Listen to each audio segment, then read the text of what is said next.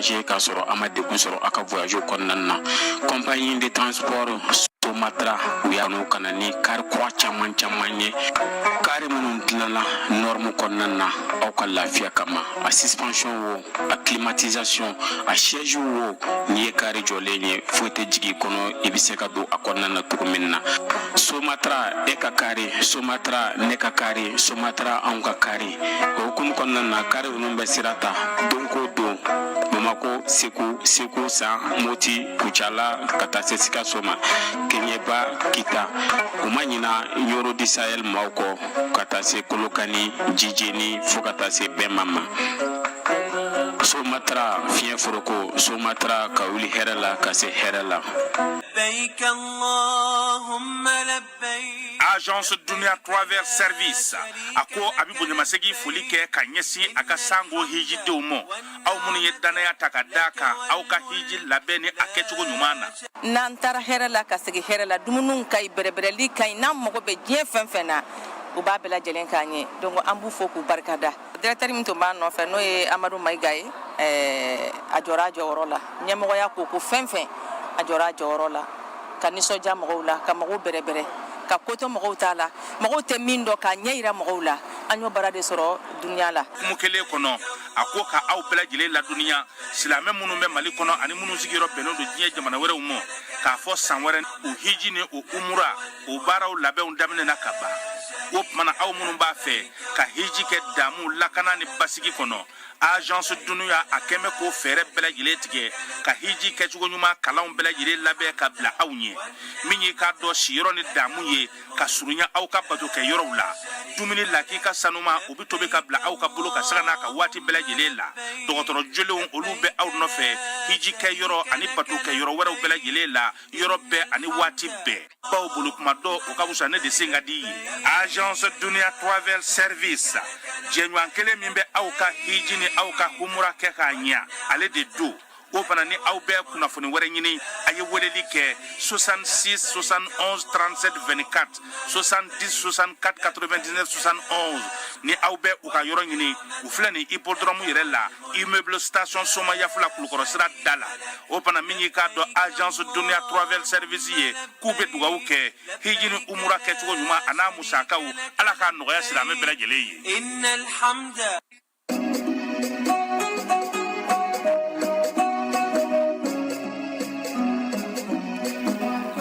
Filɛbaw ani an lamɛnbaw aw bɛɛ lajɛlen aw ni ɲankuma. Bi ye sibiri ye, février kalo ale tile fɔlɔ ye bi ye, san 2025 arajaba o tile filanan ye bi ye, sunkalomakɔnɔ o tile filanan ye bi ye. Daminɛnen de nin dɛ. On s'en compris maintenant. Arajaba de banna sunkalomakɔnɔ de tile fila ye bi ye. Ayiwa Ala k'a timɛ ko ɲuman d'a ma. Sɔgɔmada in ni tilegan in na a bɛ dɔn a maaw bɛ yɔrɔ min, Ala ye e ni keba aw ni tile fɔlɔ yan'an k'an giri kuma kan dugubulakaw sa laada wuli ye. Jamana ɲɛmɔgɔ a bɛ samɛ foli la. Kunun ko kunnafonidilaw ta tun bɛ yen. Banjugu Dante ale fɔlɔ ye kuma ta. A ye foli kɛ jamana ɲɛmɔgɔ ye ka foli kɛ jamanadenw bɛɛ lajɛlen ye. A ka kuma kɔnɔna na a ko a ka kan bi min ye kunnafonidilaw ye minnu ka baara n'u bɛ balo kunnafonidi la, ko a ka kan olu ka se ka balo u ka baara la. A ko degun minnu bɛ yen, sariya minnu talen don se ka bɔlɔlɔ sira fana bila sen kan lakɔlɔsili, a y'i da don nin bɛɛ lajɛlen na. Nka ko a ka nisɔndiya ye min ye, maa ti kaso la bi k'o ye kunnafonidila ye walima ko kunnafonidi y'a to k'o sera kaso la k'o tɛ yen bi. Banjugu Dante ka kuma kɔfɛ, kuma dira jɛkulu dɔ ma, fala ye aw t'o dɔn kosɛbɛ. Comité national de légal accès aux médias d'État ale ɲɛma n'o ye Ablaye Sidibe ale fana ka kumaw ye tali kɛ min na o ye faso ka cakɛdaw kunnafoni gafew tele o lakɔlɔsili baara min bɛ k'olu fɛ kalata waati ni kalata waati o baara minnu kan ka kɛ sabula sariya kura minnu sigitɔ filɛ sen kan nin ye fala ye n'olu timɛna ale ka baaraw bɛɛ lajɛlen bɛ ta ka di akima a kɔni ye foli kɛ sa ko AES bɛ ka baara minnu kɛ bi a ye tannu kɛ o la ale kɔfɛ sa Gawusu Kulubali aki ɲɛma o ye kuma ta ale ka kuma kɔnɔna na a y'a yira k'a fɔ ko kunnafoni gɛlɛya bɛ a la aki yɛrɛ ka se dan dɔw bɛ a la baara dɔw bɛ aki tɛ se ka se ka o kɛ nka min ye aki ɲɛma ye a ko bɛɛ k'a dɔn k'a fɔ k'i ye jamanaden de ye fɔlɔ yanni ka kɛ fɛn wɛrɛ ye n'i bɛ kunnafoni di kunnafoni di kana taa kɛ kunnasiri ye maa o maa olu ka baara ye o ye kunnafoni dila ka se ka o ɲangi ka kunnafoni di so to o se tɛ olu ye nka fɛɛrɛ ni dabali minnu na sigi sen kan o bɛna nɔgɔya a ko fana ko bɔlɔlɔ sira kan maa maa bɛ yen n'e tɛmɛna maa 15 la k'o b'i lajɛ k'o bɔra diyaɲɛ la k'o kɛra nafasɔrɔ sira yɔrɔ ye ko fɛɛrɛ bɛna sigi maa minnu bɛ yen n'olu bɛ bɔlɔlɔ sanfɛ u fana ka musaka dɔ sara jamana ye sɛbɛn minnu kan ka sigi o ko nasira fɛ a ko k'o baaraw bɛɛ lajɛlen banna Asimi ye kunnafonidilaw bɛɛ lajɛlen fo fala ye baara kɛcogo ɲuman na a ko ale bɛ sinsin misali min kan kalata min kɛra n'o o ye constitution kalata ye ko kunnafonidilaw y'u jɔniyɔrɔ fin o la a y'a ɲini u fɛ fana u k'u cɛsiri baara kɛcogo ɲuman kuma tɛ bi kɛlɛ minnu bɛ bɔlɔlɔ siraw fɛ ani kunnafonidi gafew kɔnɔnaw ni radio so ni television sow la journalistes k'u jɔ u jɔyɔrɔ la ko la sabula an ka jamana kɔnɔna na bi baara min kan ka kɛ o ye k'an ka wolomasiri tabaw senkɔrɔma don k'o baara kɛ kunnafoni sanuman k'o di dugudenw ma a ko an ka ɲɛmaaw ye laɲini minnu kɛ a y'u mɛn ni ala sɔnna a ma a n'a hakili to o la baara ale wulila o kɛnɛ kan fala ye kunnafonidilaw ka kulubata kunnafonidilaw ka samɛ foli a kuma la kumabaw de ye nin ye nka anw ye min lakɔlɔsi a ka ca kuma caman laɲini minnu bɛ kɛ kunnafonidilaw fɛ a caman tɛ sira sɔrɔ kuma tɛ musaka min bɛ di san o san n'o ye aide à la presse ye kabini san 2019 san wari a bɛ san wa a bɛ dugu wa a tɛ ka ɲɛdɔn u tɛ cɛ in tɔgɔ ye di min bɛ don maaw fɛ ta ka taa ko jateminɛ ni musaka fɛn ne na ayi o tile ye faso ka baarakɛla verificateur kɛ u t'o bila ka taa an fana fɛ yen maison de la presse la ka taa sɛgɛsɛgɛli kɛ n'o y'a sɔrɔ a ko bɛ cogo min ni degun bɛ yɔrɔ min a tɛna na ɲɛdɔn n'o tɛ san o san ani Asimi ɲɔgɔn sɛbɛkɔrɔ fo ta ka taa tɛ mɛnɛ sisi tɛ bɔ gɛlɛya dɔw fana bɛ yen sariya dɔw fana talen don min ye sɛbɛn dɔw ye ko ka olu sigi sen fana kan o fana olu sɛbɛnw banna a mɛnna a bɛ sɛbɛn 6 5 ɲɔgɔnna bɔ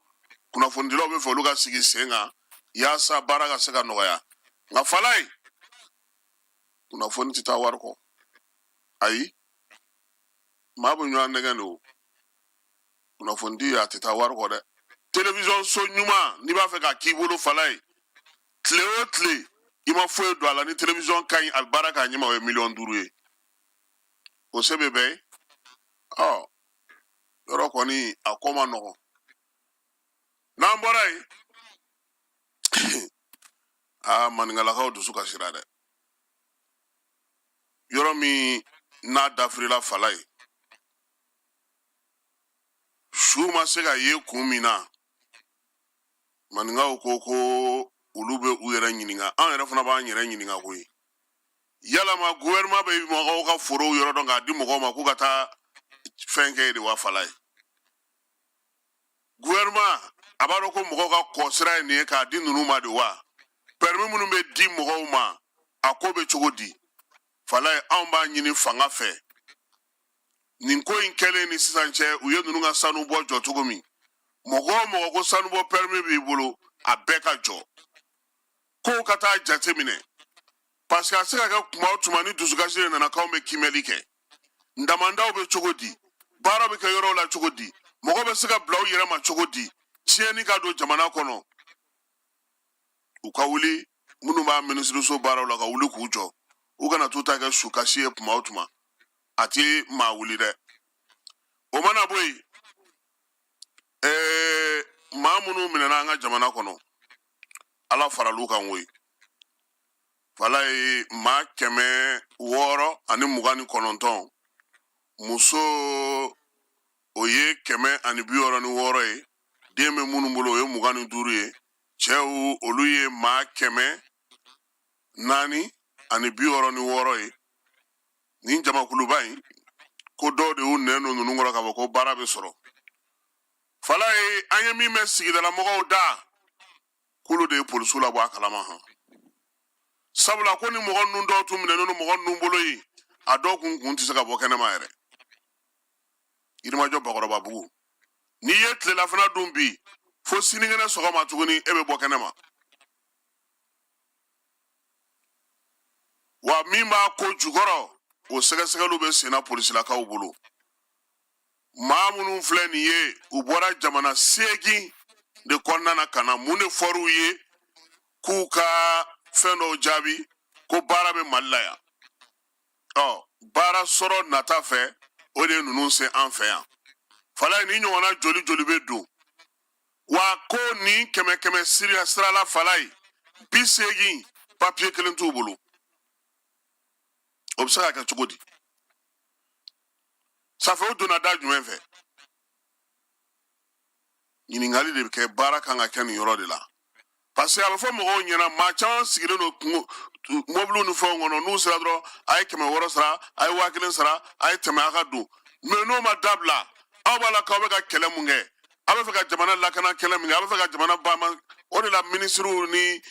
présidents ni AES ɲɛmɔgɔw bɛ ɲɔgɔn ye mun na an k'u ma u ka se dugumana in na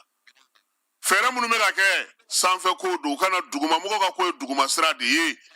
duguma siraw ka lajɛ sɛbɛnko ta na sira fɛ duguma siraw ka lajɛ hali bi n'an bɔra yen minisiri so min bɛ wolomasiri tabaw ka baara kunna minisiri ɲɛma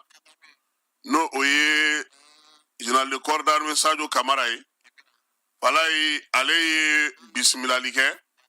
japonkaw olu ka lasigiden n'o ye Yukuyo Muyatata ye ale bisimilara Sadio Kamara fɛ lasigiden a n'u ka jamana maa min bɛ yen n'o bɛ u ka département farafinna kow kunna n'o bɛ ministre des affaires étrangères la u fɛ yen n'o tɔgɔ ye ko Tohihiko Shoroshi ninnu tɔgɔ ka gɛlɛn Toshihiko Horoshi a tɔgɔ de ye nin fala ye n y'a fɔ ka ɲɛ wa lajɛ senfɛ Sadio Kamara ko misi dɔrɔn de ale ma tɛmɛ o kan dɛ k'u nana Mali ni Japon ka badenya taama bolodi ɲɔgɔn ma jamanaw ni jamanaw cɛ sira ɲɛnabɔ hukumu kɔnɔna na u nana min ye lasigiden n'o o ye Yukuyo Murata ye ale nana ka na maa kofɔlen min b'u ka farafinna kow kunna ka n'o ɲɛ yira an ka minisiri la Sadio ko u nana kuma minnu fɔ ko a y'a mɛn Mali ni Japon ka teriya bi seriya tɛ a kɛkun ye basigi ni lafiya bɛ se ka don cogo min na jamanaw ni ɲɔgɔn cɛ u y'a yira sa ko ni Sadio ka ɲɔgɔn ye tali kɛ min na o ye fɛɛrɛw ka siri sen kan Mali gouvernement kɛlen ka wuli ka jɔ minnu kɛ bi dɔ bɛ se ka far'o kan cogo min lakana ko ta nasira fɛ Japonkaw ka lasigiden min b'an ka jamana kɔnɔ yan a ko k'olu ka jamana na to baara la Mali fɛ olu Mali bɛ se ka baara min kɛ min ye u ni jamana wɛrɛ cɛ sira ɲɛnabɔba min bɛ farafinna kɔnɔna na ale fana ye kuma ta koyi a ko k'u nana de kana Mali gouvernement senkɔrɔma don a bɛ baara min na ka ɲɛsin ni juguya wale ni bamajan wale kɛbaaw ma yaasa Japonkaw bɛ se k'u ta fara u kan cogo min Japon labɛnnen don ani Mali u ka bɛnkan sɔrɔ bɛnkan min b'a to u ka dɛmɛ minnu bɛ senna kɔrɔlen fala ye ka dɔ fara olu kan nin taama kun fɔlɔ ye o kɛra u ka ɲɔgɔn ye ka ɲɔgɔn dɔn ko ni Ala sɔnna a ma don nataw la sa u n'a ko bɛndɛgɛmɔ sɛbɛn bɛ se ka k'a la cogo min na k'o fasiri k'o bila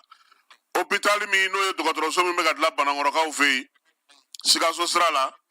ɲɛmaw u taar'u ɲɛ da kan ko sabula ko baara a bɛ n'a fɔ a surusalalen don nin tile fila in na minisiri so min bɛ wolomasiri tabaw ka ko kunna n'o o secrétaire général n'o ye général de division Sidiki Samake Gawo gouverneur kɔrɔ ale taara kɛnɛ kan nin kalo in tile 20 kalo salen tile 29 banangɔrɔninkaw fɛ yen ka t'i ɲɛda ko kan koyi maa min bɛ yen n'o bɛ jamanakuntigi yɛrɛ naga kɔrɔ n'o bɛ musaka ko kunna n'o ye présidence dafu ye colonel Mamadu Serifu Tunkara ale terikɛba don ale fana tun b'a kɛnɛ kan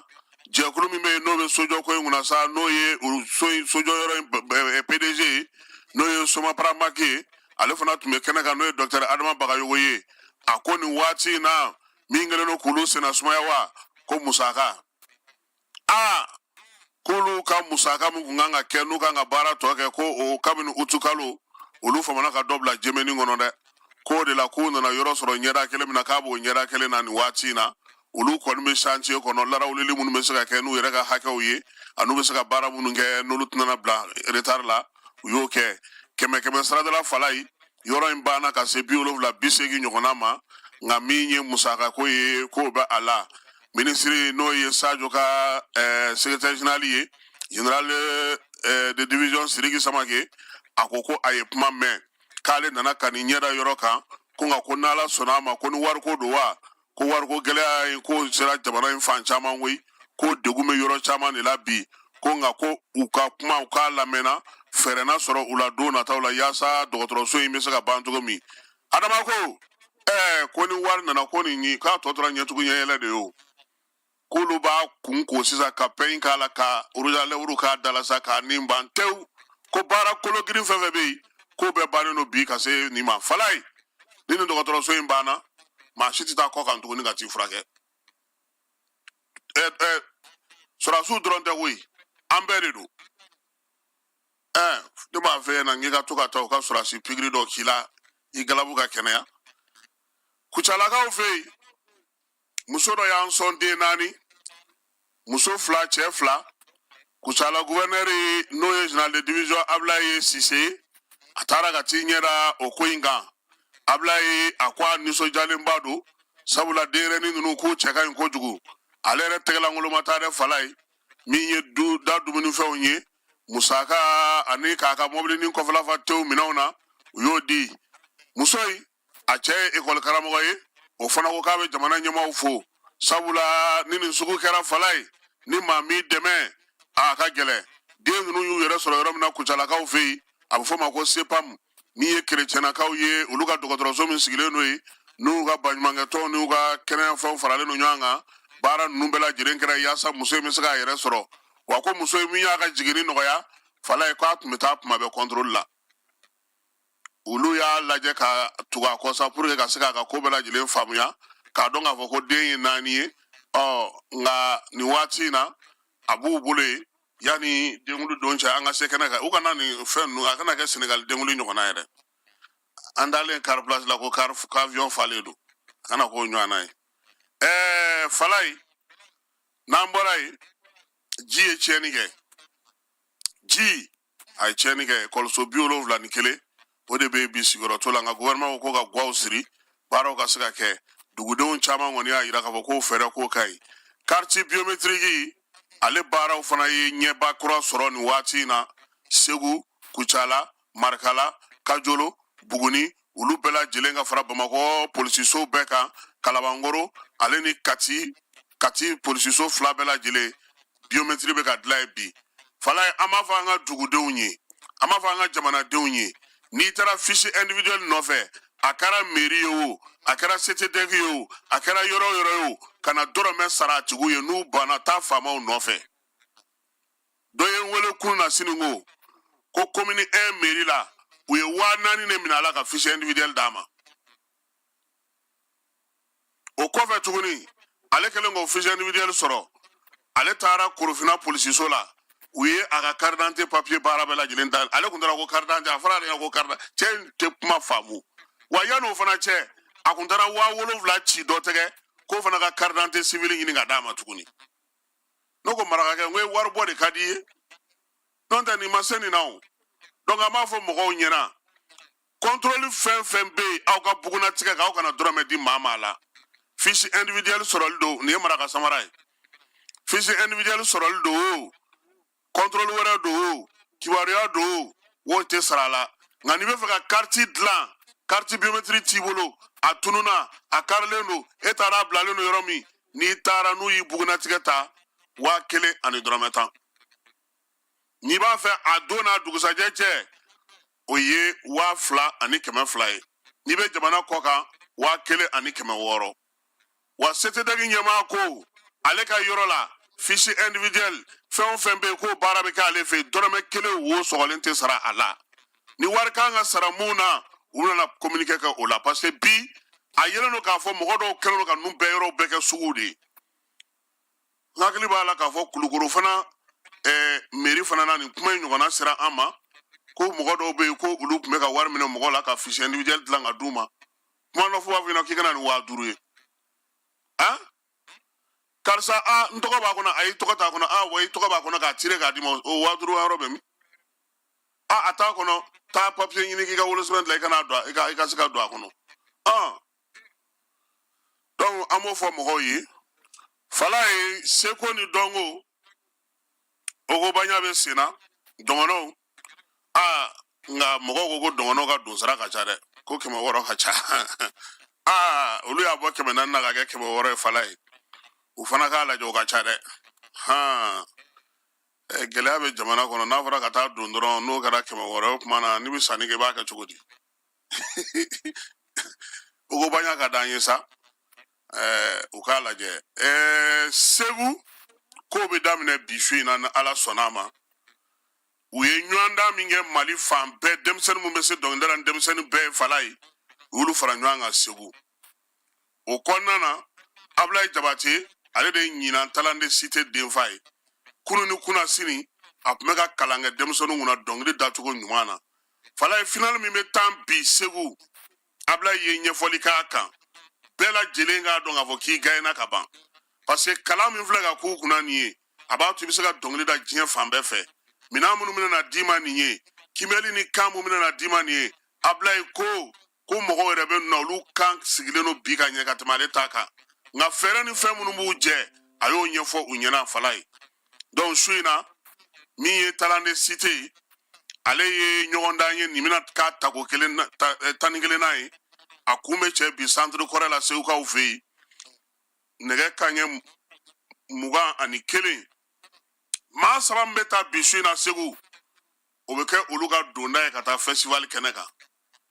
festival fana na fala ye kɛnɛba 4 de bɛ yen kɛnɛ fɔlɔ a bɛ f'o ma ko Sen Ali Farka Ture o bɛ fondation siège yɛrɛ la o bɛ yen Sen min n'o bɛɛ bɛ k'a ɲini ka show kan o ye Sen Damɔzɔn ye o fana bɛ fondation siège la Sen Mangala ale bɛ centre kɔrɛ kɔnɔna na su in na ninnu bɛ jouer yen de compétition bɛ kɛ Sen Mangala de ka su in na kɔrɛ kɔnɔna na wa Sen min bɛ yen sa ni diɲɛ bɛɛ tun bɛ girin a kan Sen Biton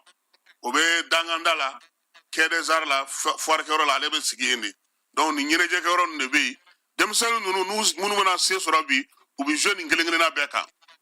o kɔfɛ u ka album bɛ bɔ donbolo bɛ k'u ye wa u bɛ k'u ka carrière fana daminɛnen ye segu ni festival daminɛna ni talane cité ye bi sinigi min ye fraternité semaine ye o bɛ daminɛ o kɔfɛ sa ko kunba yɛrɛ sa o ye kalo tile 4 ye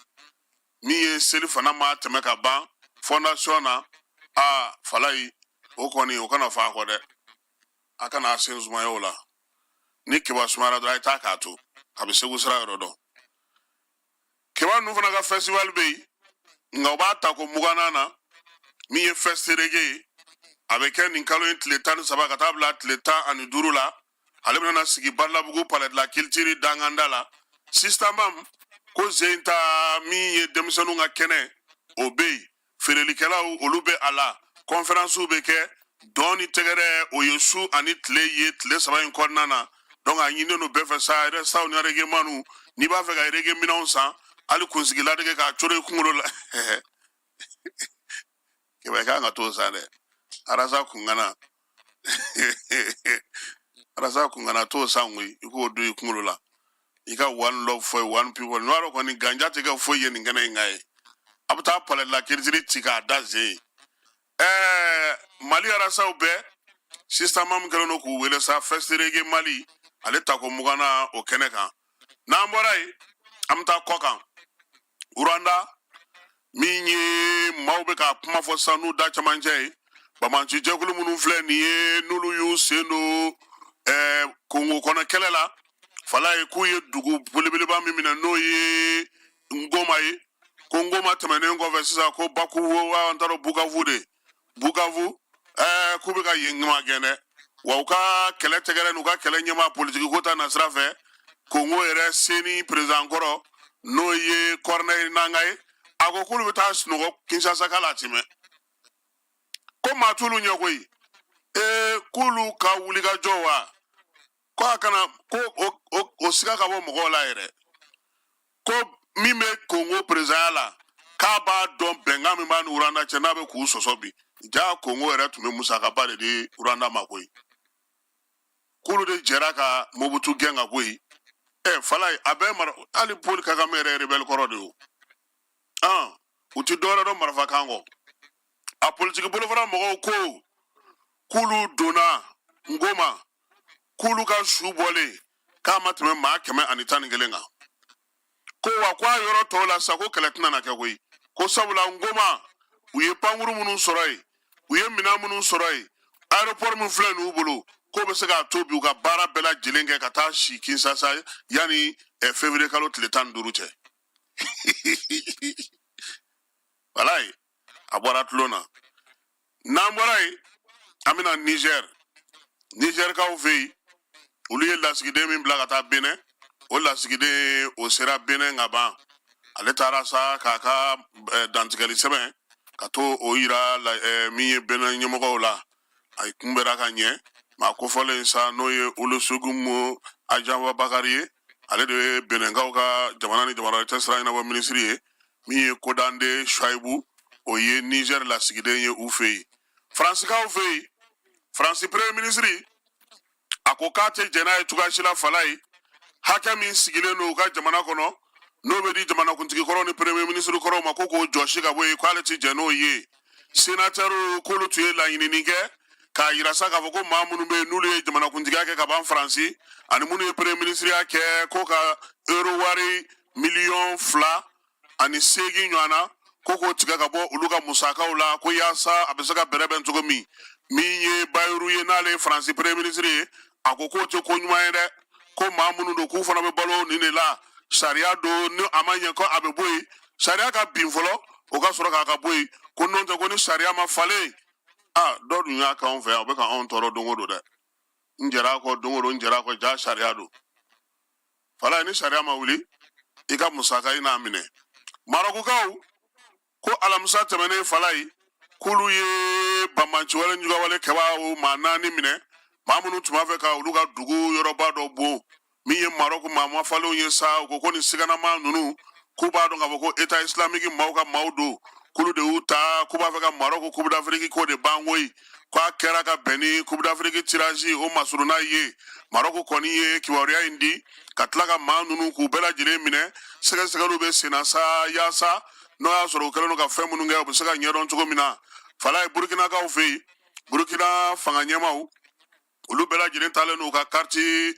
passeport ta koyi u y'a daminɛ ni capitaine yɛrɛ ye ale yɛrɛ fɔlɔ ale taara ta min ye o bɔlen ko ye sa u ka CNT ɲɛma o fana taara ta o kɔfɛ sa premier ministre an ka pɛtipɛtini n'o ye Tamba Jean Emmanuel Ouedraogo ale yɛrɛ fana taara ta maa ɲɛma damaw fana taar'u ta yaasa k'a yira k'a fɔ ko min ye AES passeport in ye a bɛ faamaw bolo fala ye an yɛrɛ fɛ yan Sogɛli y'a ta awɔ Sogɛli y'a ka carte passeport AES ta kunungo u y'a bila bɔlɔlɔ sira fɛ maa caman y'a ye o ɲɛna kosɛbɛ Côte d'Ivoire kaw fɛ yen Côte d'Ivoire ministre mun ka jagoko kunna ale kun welelen n'u ka bulonba mɔgɔw fɛ fala ye ka taa ɲininka AES mɔgɔw bɔli a bɛna mun tiɲɛ Côte d'Ivoire ye a bɛ mun ɲɛ Côte d'Ivoire ye a ko tiɲɛ don AES jamanaw jarasuba don dɛ ale fana ye jarasuba de a ko AES jamanaw k'u bɔli ko tiɲɛ don ko nka k'ale bɛ min f'u ye ko bi ko jamana 17 fɛn filɛ nin ye n'o bɛ CEDEAO kɔnɔna na ko Mali ko de ka gɛlɛn olu ma ko farafina bɛɛ fala ye maa mun bɛ sanni kɛ olu fɛ yen kosɛbɛ n'u bɛ wari don olu fɛ yen miliyari 90 ko o ye Mali ye o kɔfɛ a ko ko diɲɛ bɛɛ faralen ɲɔgɔn kan ko jamana ba minnu bɛ sanni k'olu fɛ ko Mali y'o sabanan ye ko Niger ni fɛn tɔw k'a t'olu fɔ ko sabula ko olu bɛɛ lajɛlen bɛ tɛmɛ Mali de fɛ k'ale lasɔrɔ donc ko bi na ko Mali kɔni ka bɔli ko a degun bɛ olu kan ko nka Côte d'Ivoire ye ani Mali foyi t'u ni ɲɔgɔn cɛ passeport ko tɛna don visa ko tɛna don maa si tɛna maa ta ko ta ka ɲɛsin maa ma ko a misali la fala ko maa dɔw tun bɛ fɛ ka wuli ka jɔ kɛ kɔsa in na ko olu de ko k'a tɛ kɛ ko sabula ko jamanadenw nafa foyi tɛ k'olu kungari ɲɔgɔn na politiki kɛrɛfɛla la ko de ye Côte d'Ivoire jamanakuntigi miirina ye bi o de y'a baarakɛlan ye ko wa ko hali CEDEAO yɛrɛ kɔnɔna na ko n'i y'a ye kuma da in n'a ka gɛlɛya ko nin yɔrɔ in de don n'an bɔra yen wala Chinois bɛ ka kajibina yɔrɔ dɔ jɔ min ye complexe militaire ye a bɛ ka jɔ yɔrɔ min kan sa o ye kilomètre 30 ye tari 600 yɔrɔ belebeleba ye k'a ka bon ni l'Américain ka Pentagone ye i bɛ fɛn o fɛn dɔ masimafɛn na minan na ko bɛɛ lajɛlen b'a kɔnɔ bunker ye béton kɔgɔlenbaw u kɛlen don k'olu de dilan k'olu sigi sen kan min y'u ka renseignement ye o bɛna yɛlɛma a kɔnɔ kalanden minnu bɛ yen n'olu bɛ se ka taa wuli u maa 2 ka taa dugu kelen ci olu ka kalan bɛ k'a kɔnɔ Chinois ka masimafɛn n'u ka fɛnw bɛɛ lajɛlen olu bɛɛ lajɛlen bɛna sigi a kɔnɔ ko miiriya in ko kabini kuma jan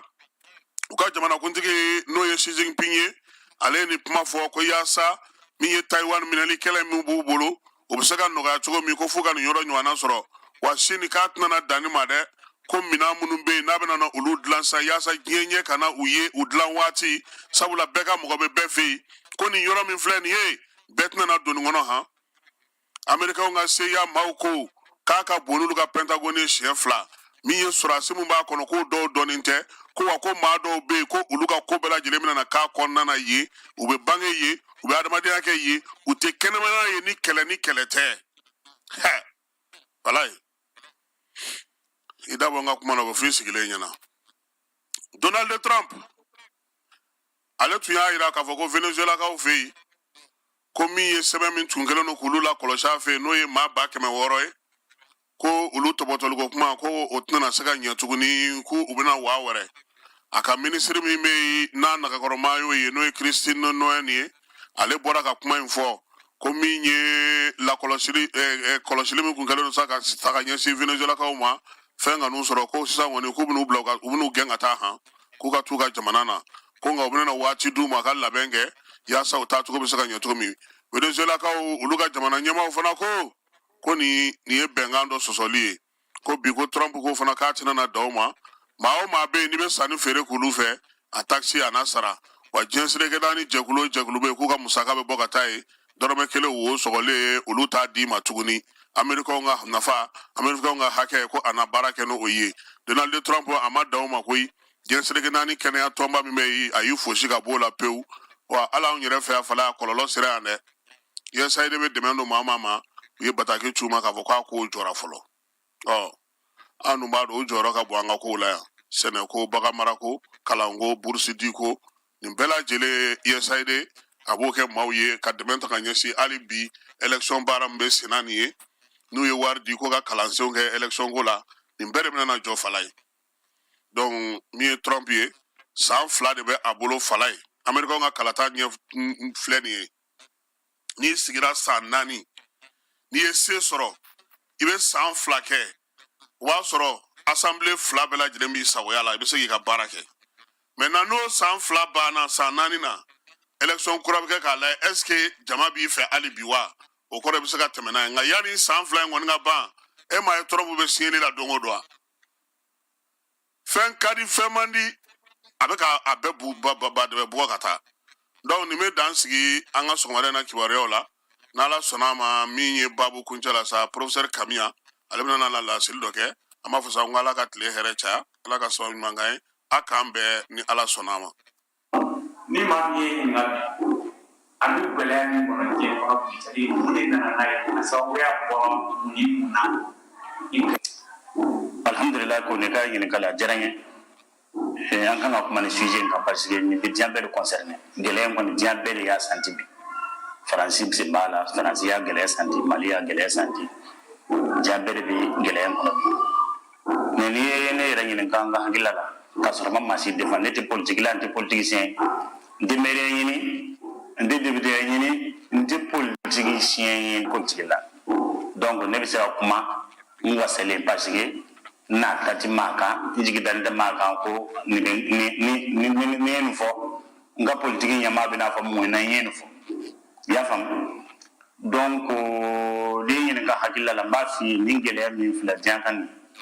a gɛlɛya sababu bɔra OTAN de la OTAN jamanaw OTAN voilà OTAN de ye l'organisation du traité atlantique nord n'a ye b'a fɔ faransi en Amérique a bɛn jamana 32 de ma bi OTAN jamana minnu a première puissance des États-Unis après le Canada o kɔfɛ faransi bɛ na la Grande-Bretagne n'o dɔw b'a wele Angleterre ani Norvège ani ayiwa Danemark ninnu olu bɛɛ sen b'a la n'a ye diya fɔ kɛ wɛrɛ la i b'a fɔ an ka jamana ye jamana minnu gɛn ka bɔ yan olu le OTAN jamana ninnu n'a ye diya fɔ kɛ wɛrɛ la farafin jamana minnu kan tɛ wolo ma de a tubabu jamana minnu kun b'an fɛ yan a bɛɛ ye OTAN ka représentant ye n'i ye ne yɛrɛ ɲininka hakilila la k'a fɔ n bɛ mɔgɔ de défense tɛ dɛ parce que nin OTAN ko n b'a suit la depuis Union soviétique waati kɛlɛ min filɛ Ukraine ni Russie cɛ bi y'a dɔn ɲɛnɛ yeli la a bɛ k'i ɲɛna ko Russie de taara bin Ukraine kan mais au fond Ukraine de taara bin Russie cogo di Union soviétique bɛ éclaté don min l'éclatement de l'Union soviétique o kɛla en 1991 octobre 1991 a y'a sɔrɔ président min bɛ yen ni tɛ histoire ko an kalan papier dɛ a kɛra an ɲɛna dɛ mais a y'a sɔrɔ an bɛ kalan yɔrɔ la aw kɔni t'a kalama mais nin kɛra an ɲɛna de an kɔni kan ka suit direct la Union soviétique bɛ éclaté a y'a sɔrɔ o ka président de ye Mikhail Gorbachev a fatura mais a tɛ tɛmɛ san 2 kan sa a fatulen ale de kun ye Union soviétique président laban ye donc Allemagne kun tilannen don ni 2 de ye u b'a fɔ côté dɔ ma RDA après la seconde guerre mondiale u ye Allemagne tila ni 2 ye RDA o tora Russie bolo RFA o tora Américain bolo RFA président kun ye Helmut Kohl qui est belebeleba don ten u b'a wele Helmut Kohl le chancelier d'Allemagne président tɛ koyi a bɛ président placé la sinon chancelier de bɛ wuli fɛ o de kun tɔgɔ ye Helmut Kohl pour que Allemagne filɛ fara ɲɔgɔn kan solution foyi kun t'a la fɛ Russie Union soviétique de ka diɲɛ a ta kɔ c'est à dire nin yɔrɔ min b'ale bolo fo k'ale le k'o to Américain bolo o t'a mɔgɔ bolo n'o ye RDA ye Union soviétique diɲɛna ka RDA to a ka fara ka taa RFA kan a ka fara ɲɔgɔn kan ka kɛ Allemagne ba kelen n'u b'o wele ko la réunification de l'Allemagne o de kɛra en 1990 a processus daminɛna 1989 a nana ban 1990 la réunification de l'Allemagne o kɛlen Russie sɔnna n'o ye Union soviétique ye a y'a sɔrɔ a tɛ fɔ Russie k'a fɔ Union soviétique de URSS Union république socialiste soviétique o de kun ye Union soviétique tɔgɔ ye y'a dɔn différence bɛ URSS ani Russie cɛ maa caman t'o dɔn URSS ani Russie kelen tɛ i y'a faamu o Union soviétique o de diɲɛna n'o ye bi Russie ye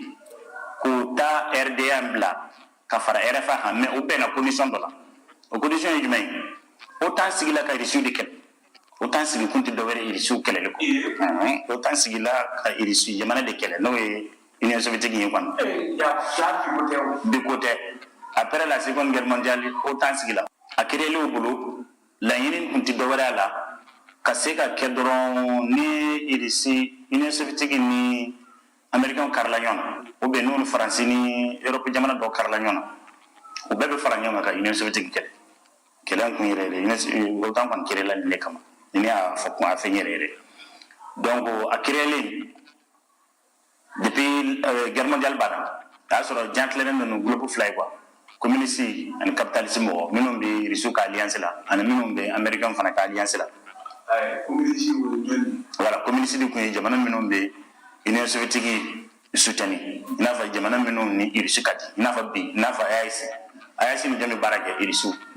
i y'a faamuya jamana wɛrɛw fana bɛ yen an tɛna maa tɔgɔ fɔ minnu fana ni hali bi faransi bɛ ɲɔgɔn na i y'a faamuya a bɛ ten de minnu ni communiste ka di ani minnu ni capitaliste ka di c'est comme minnu ni Amérique ka di ani minnu ni irisi ka di jan kun tilannen bɛ ni fila ye de bon groupe wɛrɛ fana bɛ yen o b'o wele les pays non alliés olu kun ye jumɛn ye les pays non alliés kun ye jumɛn ye ninnu nana ye Allemagne kɛlɛ banna n'o ye la seconde guerre mondiale maa caman sara la donc alliance kura nana créer tuguni n'o ye OTAN ni irisiw ye OTAN créer la o bɛ irisiw kɛlɛ irisiw fana n'u ka teli allié mɔgɔw siranna ni nin taara ɲɛfɛ o bɛ wele la guerre froide a laban jamana fila bɛna kari ɲɔgɔn na n'o ye irisiw ni américain pour que an kana sen don maa si ka kɛlɛ la i n'a fɔ Allemagne kɛlɛ kɛw min en cas d'une troisième guerre mondiale an kɔni ti irisi dɛmɛ an tɛ américain dɛmɛ an se tɛ maa si ka kɛlɛ la bilen an sɛgɛnna o de ye le pays non allié i y'a faamuya komi an tɛna taa ni baro ye yen o y'a damana sujet ye donc sisan bɛn kɛra kan irisi sɔnna Allemagne ka fara ɲɔgɔn kan u ye RDA labila ka fara RFA kan ka Allemagne kɛ Allemagne ba kelen ye mais à condition OTAN jamana si kana don OTAN kɔnɔ tuguni Europe minnu bɛ irisiw ka frontière la Europe de l'Est na jamana si kana don a la tuguni bon OTAN de y'o bɛnkan bɔ a ma o de nana diɲɛ gɛlɛya ye ni OTAN ka frontière kun tora Allemagne de b'a sɔrɔ diɲɛ tɛ gɛlɛya si kɔnɔ irisiw maa dɔ wɛrɛ ma fara irisiw kan donc américain ni faransi ye irisi jamana janfa o bɛnkan na ka tila ka Pologne don OTAN kɔnɔ ka tila ka Pologne kɔfɛ o ye Estonie olu kun t'a la a bɛn kɛra ka na olu si kana don a la jamana o jamana ni irisi ka surun kana essayer de don OTAN kɔnɔ o bɛ bɛnkan kɔnɔ en 1990 Allemagne faratɔ ɲɔgɔn kan a bɛnkan signana entre Mikhail Gorbatchev le dernier président de l'ancienne Union soviétique et le président des États-Unis George Bush père George Bush père o bɛnkan de signana o ni ɲɔgɔn cɛ entre l'Union soviétique et les États-Unis bɛn kɛra mun kan après la réunification de l'Allemagne n'o tɛ se ka kɛ ni Russie jamana ma diɲɛ a ta kɔ n'o ye ka diɲɛ RDA kɔ a ka fara RFA kan jamana si tɛ don OTAN kɔnɔ bilen jamana min ni Russie ka sɔrɔ jamana min donni OTAN kɔnɔ n'a bɛ kɛ menace ye Union soviétique ma a frontière tɛ dɛ a ye jamana o jamana n'a ka so c'est-à-dire Europe de l'Est yɛrɛ de kɔnɔ maa tɛ don bilen o bɛɛ de kɔfɛ u y'u terun ka na Pologne ta ka don OTAN kɔnɔ o ma dan o ma dɛ Union soviétique yɛrɛ éclaté de o nana Estonie ta o kun ye Russie jamana république dɔ i n'a fɔ Ukraine kun y'u bɛɛ kɛ kun ka Lituanie ta o b'o jamana minnu wele pays Baltes o nana o jamana saba in bɛɛ ta ka fara OTAN kan ni Canada tɛ OTAN jamana bɛɛ bɛ Russie ka frontière la ni min tɛ frontière la i b'a sɔrɔ OTAN jamana bɛɛ kɛ n'o ye Russie jamana encerclé Kadhafi de la k'a fɔ Poutine a ka tanti kɔ a ko ɲɛ t'a la o bɛ ka k'i encerclé cogo min na ko OTAN bɛ ka k'i ka jamana encerclé cogo min na ko est-ce que ɲɛ b'a la ka ɲɛ Poutine yɛrɛ de bɛ ka lakana ye koyi k'a y'a jateminɛ ni fa ka kuma ye Poutine seginna kɛlɛ a kuma in kan ɲɛna Russie kɛlɛ daminɛ Ukraine kɛlɛ daminɛ dɔn ko Kadhafi y'a wele k'a f'a ɲɛna e tɛ OTAN na bɛ ka jamana encerclé i bɛ jamana wɛrɛ bɛ OTAN na ni jamana minnu tɛ Russie fan fɛ fana bɔra Canada la Canada bi OTAN kɔnɔ mais o tɛ Russie frontière o tɛ fa Amérique o tɛ fa continent Amérique la n'a bɔr'o la tɔ bɛɛ bi u y'u encerclé de alliance dun sigilen don e de ka kɛlɛli kama e bɛ se k'o ka encerclé cogo di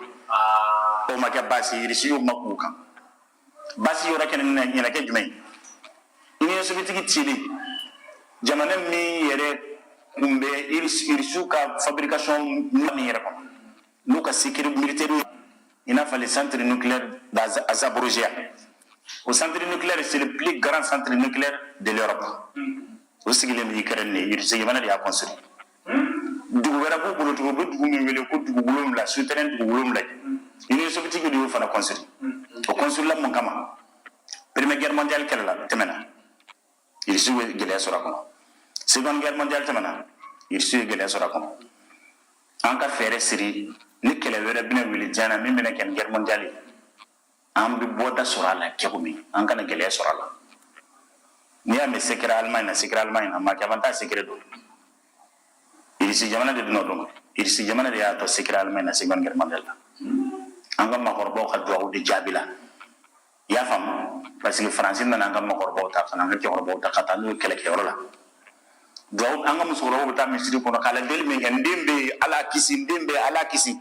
ore nana nayi Hitler yi Union soviétique jafa ka Union soviétique attaqué le kala tiana gambo mo yin nga mo minu bay soro do ngani ça ne veut pas dire qu'en fana ka mo ma baragere mais anda ma kunti sula fiu ni risu kun se ma do kelena Hitler dombe guerre mondiale damina ko mami atara risu ka président fe no Staline ko ka bengansi on yonje CTC sema konunti sema fana tisema nela nota avec ma dérangement donc on peut ko fa jamana minum bene ka frontière la ayu beta kelingeli ayu nga jamana aserkele no risu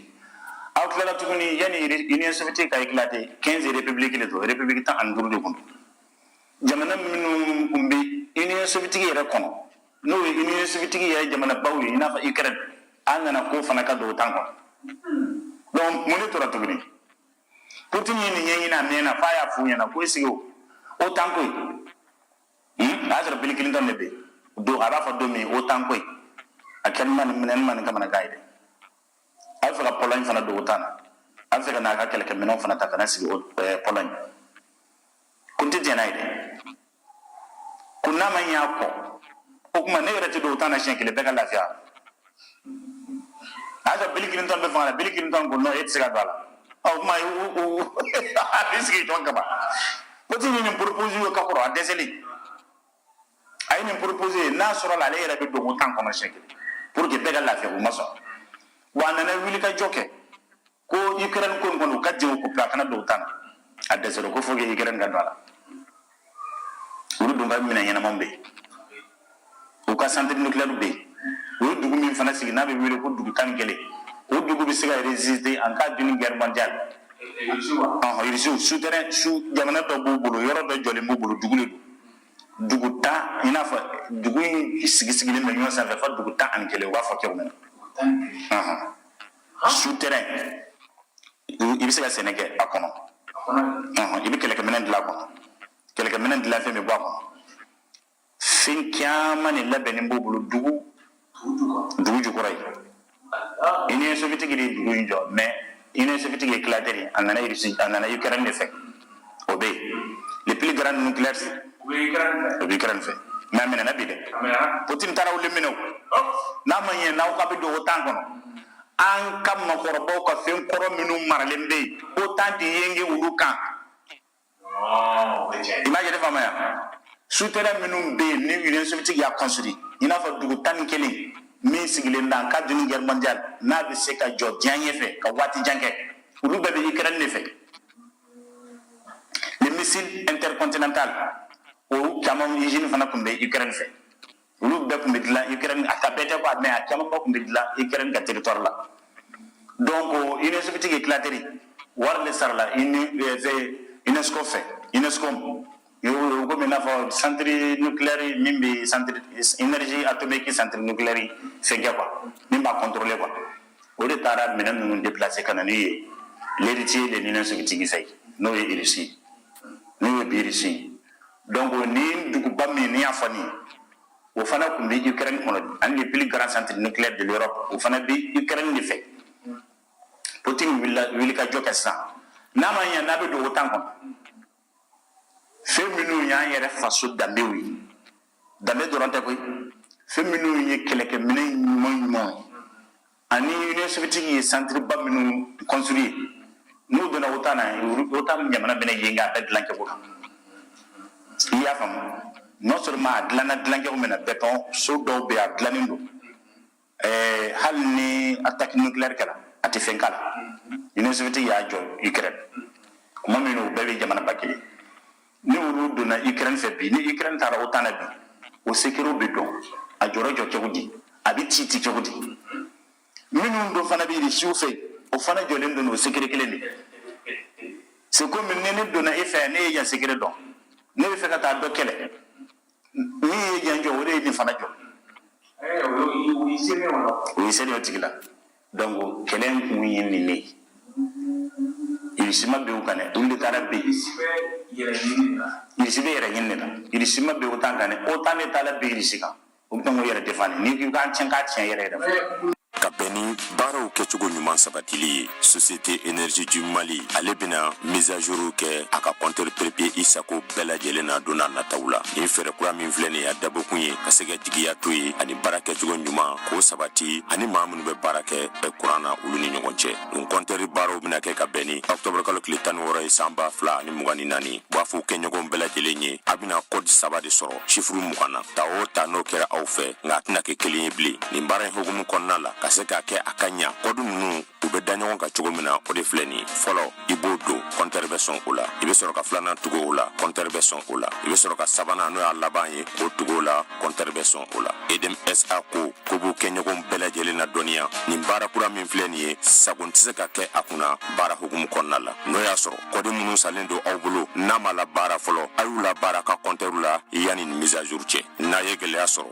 walima n'a mago bɛ kunnafoni dafalan na k'u b'a da u ka kɛ ɲɔgɔn bɛɛ lajɛlen kulo kan a y'an ka centre d'appel wele min ye 36 077 walima a ka taa an ka agence